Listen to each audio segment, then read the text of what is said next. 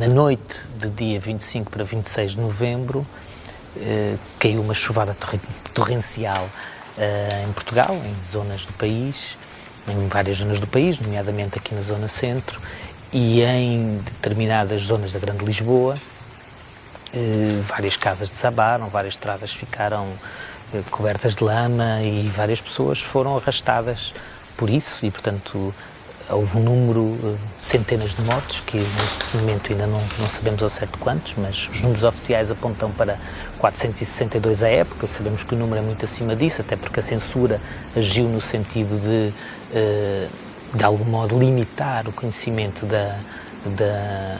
das vítimas mortais e, portanto, o que aconteceu foi isso, não é? Uma grande tragédia.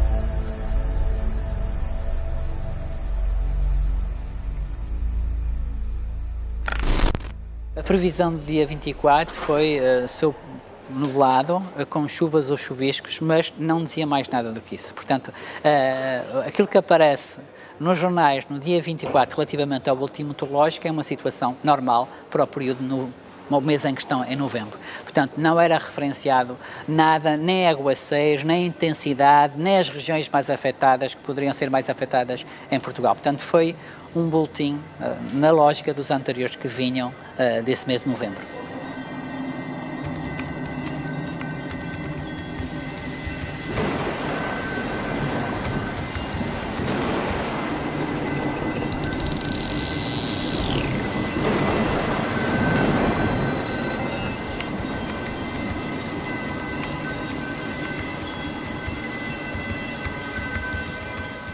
Aquilo que nós estamos a falar é que é um evento excepcional, muito rápido e brutal. Portanto, rápido no tempo, em termos temporais, estamos a falar, portanto, no espaço de 2, 3 horas, portanto, é aí que se desenvolve, digamos assim, que atinge a sua maior magnitude, não é? E com consequências brutais. Aquilo que se fala é cerca de 1.300, 1.400 alojados, fala-se em perdas de cerca de 1.500 casas, fala-se em termos de prejuízo de 3 milhões de dólares à altura, digamos assim, creio que é um número muito baixo, não é? Portanto, houve cavalarias em que os cavalos também acabaram por morrer, milhares de cabeças de gado também que acabaram também por morrer com as inundações. Portanto, digamos que o cenário deveria ser um cenário dantesco, poderemos dizer.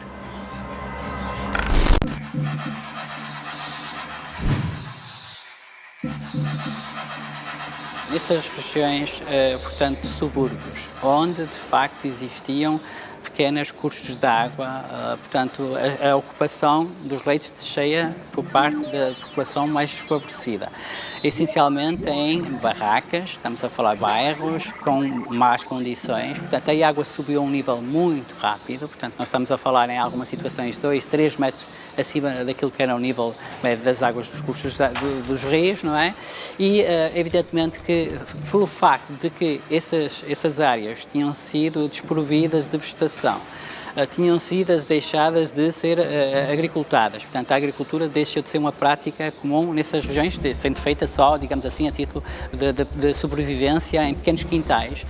Aumentou, digamos assim, a carga disponível, os sedimentos, materiais, e então, a partir do momento em que as pequenas linhas de água, tendo em conta o enorme caudal que se formou, tiveram que sair do seu leito e invadiram, portanto, as casas com o material que foram transportado, uma enorme quantidade de carga sólida que foi transportada, que foi levando e que foi acumulando. Portanto, formaram-se enxurradas de grandes dimensões.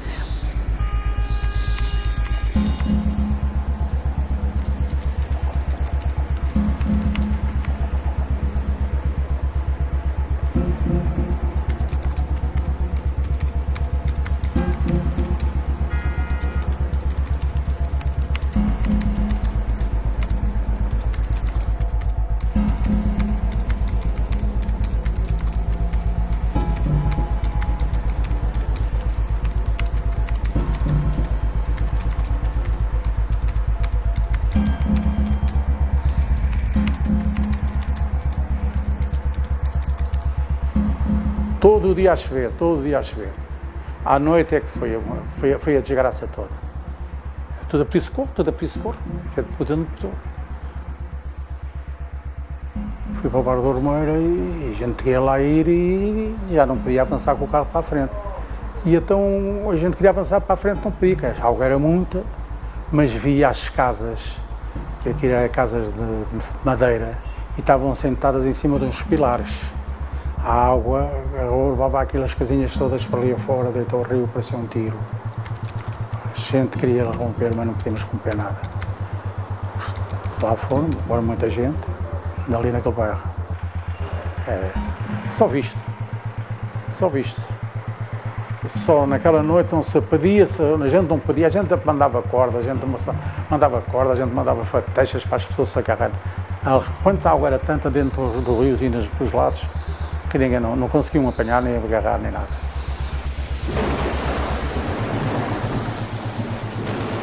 Aquilo era um filme de terror. O que eu me lembro mesmo, e que me ficou mesmo, e às vezes estou de noite e sonho, é os gritos, o barulho, e eu pedir o socorro. Aquilo não foi uma cheia, aquilo foi uma tromba d'água. Aquilo era mobílias e não sei o quê, tudo a andar. Uma coisa impressionante. E tudo, pum, era assim, parecia metralhadoras, que eram as casas a partirem-se todas e as mobílias e tudo. Bloqueei depois, porque eu só perguntava era para as minhas irmãs e gritava por elas. E vão salvar as minhas irmãs e vão salvar. E depois os gemidos que a gente ouvia. Gemidos. Ai, acuda-me. Depois, muito sumido, aquele já muito sumido. E eu já tinha um pressentimento que eu depois esfaleci mesmo em cima do telhado. E os bombeiros é que foram buscar. A gente não os viu. A gente via era as casas e a aflição das pessoas a gritar lá dentro.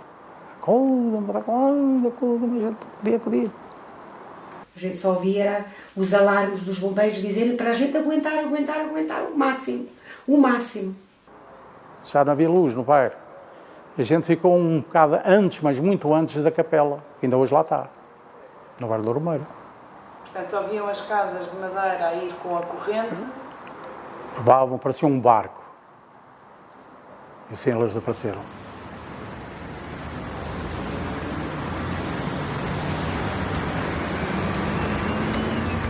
O discurso sobre as causas naturais não explica tudo, quer dizer, estamos a falar de uma população que vivia em condições de habitabilidade, em condições sociais muito precárias, vivia na miséria, não é? Portanto, essa é a razão principal para que a catástrofe tenha ocorrido com esta magnitude ali e não em zonas onde choveu mais, mas onde, apesar de tudo, ninguém morreu.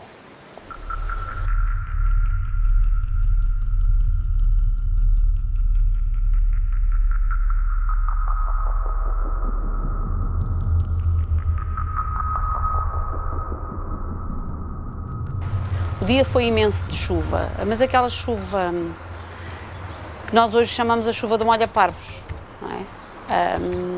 Choveu 2 dias seguidos. Quando fomos dormir, quando acordei, pedi à minha mãe para fazer xixi e tinha água pelos joelhos. Nesta casa morreu uma senhora que estava entrevada, estava na cama. E que o filho meteu sobre uma cômoda e, coitada, com o peso que era, portanto, a senhora faleceu aqui. Eu morava mesmo em frente, na casa que se pode ver, que é um resto de chão, mas foi construída um género de sótão e foi onde eu dormi, foi onde a minha irmã, quando acordou, nos acordou a todos. E foi aí que nos salvámos por causa do sótão, senão ainda mais tínhamos falecido. E onde eu ouvi, eu e a minha irmã e a minha mãe, os gritos da Dona Bárbara, ainda me lembro bem do seu nome, a Dona Bárbara, gritos horríveis, a morrer afogada. Ainda hoje a gente parece que sente os gritos, principalmente da senhora que estava aqui, porque nós estávamos aqui mesmo. E ouvíamos ela a gritar e não se podia fazer nada, não se conseguia fazer nada. Porque se nós viéssemos para a rua, a lama levava-nos. A água chegou mais ou menos a esta altura. No dia a seguir só lama e as pessoas a tentarem socorrer-se umas às outras, o que era difícil porque a lama era muita, porque trouxe muita lama, muito lixo, muito o rio transbordou, rebentou, aqui por trás rebentou, porque o rio está mesmo encostado aqui e rebentou, trouxe tudo para aqui. Inclusivamente gado, veio muita coisa para aqui. Portanto, é muito complicado eu estar a recordar isto, porque mexe muito, passado muitos anos ainda mexe muito comigo. Aqui é um boi morto no meio dos destroços que vinham no rio, vê-se aqui as canas, etc. Aqui é uma senhora a salvar um quadro, que ela era, coitada, tão pobre, mas tinha um quadro que nem identifico bem, mas está todo cheio de lama. Isto aqui são bicicletas e máquina de costura e com todo, digamos, os destroços que vieram na cheia. Não é? Isto aqui já é no Ribatejo. No Ribatejo é também a inundação, que tem aqui uma máquina de costura, algures, e todos os destroços de uma das casas que a destruíram, e um senhor, coitado, que ainda por cima não tem uma perna, e aconteceu-lhe mais esta desgraça. Aqui é o mesmo senhor com uma pessoa que o está a ajudar. Aqui é no Ribatejo também. A estrada desapareceu. Aqui é Sacavém. Isto eram pessoas que viviam numa barraca à beira-rio. Pessoas pobres.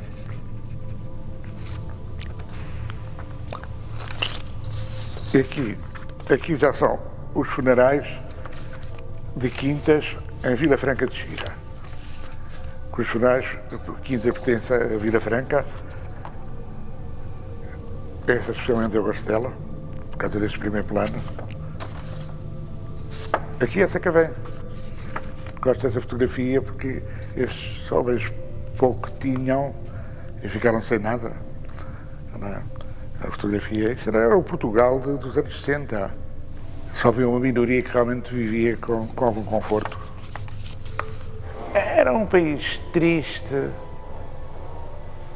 muito miserável. As pessoas viviam com muitas dificuldades, mas com dignidade.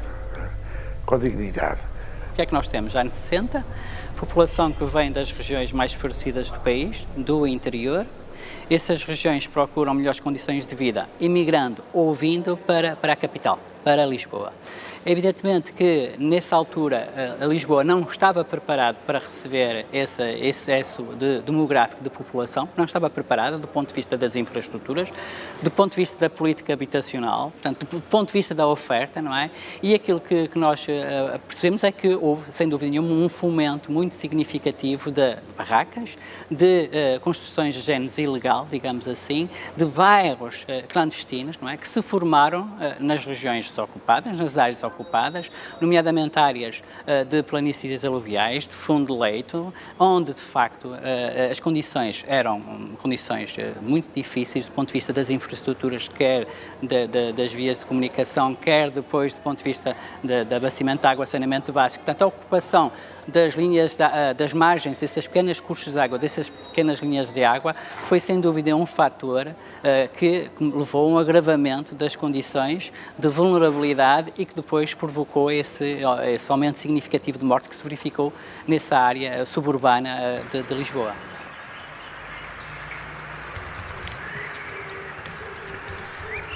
Quintas, 26 de 11 de 2016. Famílias e amigos, todos nós aqui reunidos pela mesma dor que há 49 anos que faleceram as nossas famílias e amigos, pedimos a vós, Senhor, pelos seus pecados, que pelas suas fragilidades tivessem cometido. Assim como Jesus morreu e ressuscitou, pedimos ao Senhor pelos vossos servos, a quem o Senhor chamou para vós, que faleceram em Jesus, que Deus os levará com Ele à sua glória. Paz às suas alminhas e muita luz. Foi uma noite mártir para toda a gente. Muito mártir. A aldeia ficou uma tristeza e hoje ainda é. Que isto era tudo primos. Isto não eram primos, eram tratados como primos. Era uma família. Portanto, contando assim, família próxima, foi os meus avós e a minha irmã. Uma tia, por afinidade, e depois mais 26 pessoas, entre primos e tios e isso. E, entretanto, quando alguém mandou recado, não ouvi, ficámos sem telefone, sem eletricidade, sem nada. Quando alguém já assim de manhã cedo, não posso precisar as horas, mandou recado, uma pessoa conhecida do meu pai mandou recado para o meu pai que tinha encontrado a filha, completamente nua, com o relógio no pulso, parado entre as 10 para as 2 ou por aí. Voou para a vala e foi retirada da vala. Portanto, a minha irmã foi a primeira pessoa a chegar a Vila Franca, foi a única que esteve em cima da pedra. Entretanto, veio o caminhão da Câmara Grande, levou aquelas pessoas todas enlameadas, tapadas com lençóis, com cobertores. Era aquilo que tinham, traziam as pessoas dentro de casa todas enlameadas, todas tapadas, e levaram-nas assim para Vila Franca, onde foram lavadas e arranjadas para fazer os funerais. Aquilo era perigoso, tínhamos de estar ali em cima de um barrote, estamos ali desde a 1 da noite até às 6 da manhã. E depois estivemos ali já. Até alguém veio buscar, foi ali para uma casa ali para cima, ali do alto para lá, que me prestou uma roupa.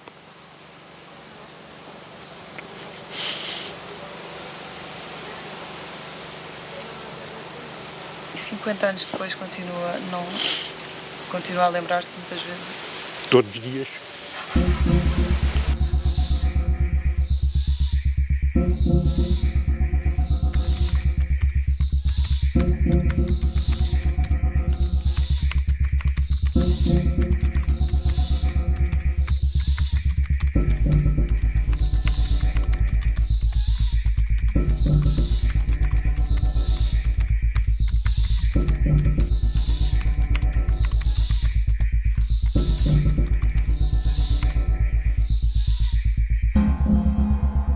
Quais são as marcas deste episódio localmente? Porque é verdade que nós não temos uma narrativa nacional sobre este episódio, quer dizer, não sei se algum Presidente da República se lembrou de homenagear aqueles mortos, ou eventualmente, quer dizer, o Estado se calhar nunca o fez, mas se calhar localmente isso existe, essa memorialização local é provável que existe, é uma hipótese porque eu não sei, mas... Ou seja, o facto de estarmos a falar de zonas desfavorecidas e de populações desfavorecidas ajuda a perceber a dificuldade de inscrever um episódio desta magnitude na memória pública, mas não pode ser só isso, porque o episódio é demasiado grande para ficar no silenciado, no domínio do silenciado.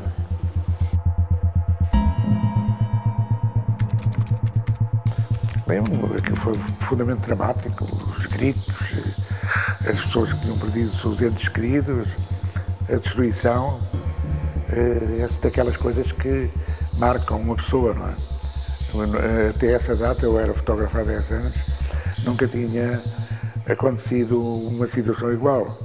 Eu fiz imensas inundações antes e depois, mas essas, quanto a mim, devem ter sido as mais destruidoras que houve em Portugal. As inundações ou as cheias de novembro de 1967 acho que marcaram toda uma geração e marcou a minha geração. Portanto, eu tinha 17 anos, 16, 17 e estava no Liceu Francês e lembro-me que com umas colegas decidimos ir. Se nós pensarmos que esses jovens de 15, 16 anos, alguns deles é a primeira vez que estão a sair da sua redoma e a perceber as condições de vida em que uma boa parte da população portuguesa vive, para muitos deles foi um choque. E esse choque acelerou a politização dos estudantes nessa altura. Dos estudantes e não só, mas sobretudo estamos a falar dos estudantes que se envolveram em ações de auxílio a essas populações. Esse momento é recordado por vários deles como um momento importante no seu percurso, digamos, no seu despertar político. Os primeiros momentos não foram fáceis. As primeiras equipas, quando lá chegaram, as pessoas tinham dúvidas sobre o que é que levava os estudantes para lá. Quer dizer, os estudantes eram uma elite, nem conheciam bem a população, nem a população os conhecia. Eles começaram por achar que eles iam ali só mais para ver do que outra coisa, mas quando sentiram que eles estavam dispostos a ajudar realmente as pessoas a limpar as casas, a recuperar coisas, bens que se tinham perdido, a lavar roupa, a limpar móveis, essas coisas que eram as coisas que as pessoas tinham, aí a partir do primeiro dia os estudantes foram muito bem recebidos por toda a gente. Encontrei lama, desespero total das pessoas que sobreviveram e que, pronto, que não tinham morrido e, sobretudo, a noção que aquelas pessoas tinham deixado de ter futuro, que é uma coisa que numa catástrofe natural, normalmente nós pensamos, pronto, agora o que há é reconstruir. E o que há é haver um Estado que apoie estas populações, que em democracia é isso, não é? E nas opiniões públicas. E ali percebeu-se que ninguém esperava nada de cima, não é? Que aquilo era cada um por si, contava por si. Não havia Estado Social na altura, portanto não havia sequer essa noção de que o Estado era responsável pela nossa saúde, pela nossa higiene, por essas questões todas, não é? Era cada um por si, portanto o desespero misturado com a lama. Lembro que a lama foi qualquer coisa, porque nós íamos com botas, essas coisas, nós ficávamos completamente submersos com lama assim, e já tinham passado uns dias, nós não fomos nos dias imediatos, aí nem se podia ir. Desde Odivelas até quase à Malveira, toda a gente sofreu aqui muito. Sei que vieram estudantes, alguns de Coimbra, lembro-me que vieram rapazes e raparigas a limparem, andaram aqui. A lama chegava, eles quando saíam daqui iam todos sujos, cheios de lama, mas pronto, foi momentos terríveis. Não há capacidade de resposta, não estão organizados, a sociedade não está organizada, não é? Reparem, só no dia seguinte, às 11 horas, é que descolam os primeiros helicópteros, só 2 ou 3 dias depois começam a ser socorridas determinadas áreas mais afastadas do centro de Lisboa, não há equipamento para retirar a lama, portanto há um conjunto de situações que tem que ser a sociedade civil. A sociedade civil teve um papel fundamental para dar a resposta, mais do que propriamente o Estado. O Estado não teve capacidade, portanto, mostrou-se totalmente ineficaz naquilo que tem a ver com o salvamento, o socorro, portanto, falhou na alerta, portanto, não fez a alerta como tinha falado, não é? Portanto, foi uma situação muito rápida e que não dificultou muito a atuação por parte dos serviços do Estado, digamos assim. Não foi fácil para ninguém e ainda hoje não é fácil. Ainda hoje não é fácil, como viu, como já observou. Psicólogos nunca apareceram cá ninguém. Apareceu a Legião e a PIDE e as pessoas tinham medo de se manifestar. Porque estamos a falar de 67. Eu era miúda, mas percebia-me de certas coisas em casa. O meu pai sempre a recomendar a minha mãe, vê lá no Talargues. Pronto, e era o drama a duplicar, não é? As pessoas às vezes quererem desabafar e também não poderem. Porque imagina, aquilo, claro, tinha que se trazer e todos os dias havia notícias. Mas as notícias eram da tropa a ajudar, do governo a ajudar, os estudantes, claro que também não. A censura procurou, por exemplo, que não se falasse do mau cheiro dos corpos que estavam abandonados, que se procurasse reduzir ao máximo as notícias nos dias a seguir, que ainda falavam dos impactos das cheias e das populações completamente abandonadas, a lama que invadia tudo, portanto um cenário absolutamente de destruição, e a censura procurou que essas informações fossem sendo desbatidas, inclusive o número de mortes, procurou que não fossem noticiados e não fosse feita a atualização disso. O problema é depois a memória, porque como nós não podemos aceder a notícias nos jornais, não é? Os historiadores já sabem que, pronto, como aquele período era todo, funcionava uma censura, nós temos sempre esse aspecto, não é? Já contamos com ele. Mas, digamos, para as pessoas em geral e para os jornalistas, nem sequer podem ir buscar o que se costuma fazer quando se comemora datas redondas, ir buscar dados a isso. Digamos que a censura perdura muito depois, mesmo de ela ter funcionado. E foi assim, foi um dia, uma noite inesquecível. Eu já vivi 50 anos depois disso, mas acho que 100 anos que vivo eu não esqueço essa memória. Mas a saudade cada vez parece que aumenta mais.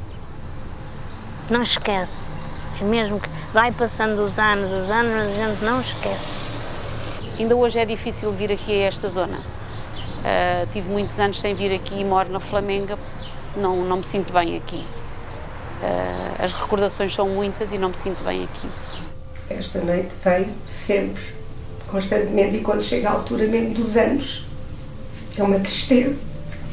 Eu nem queria fazer Natal nem nada, mas o meu meio disse: a vida tem que continuar, porque tens os teus filhos, tens os teus netos. Mas eu não queria fazer nada, porque é uma quadra muito triste. Uma quadra muito triste. Fiquei muito.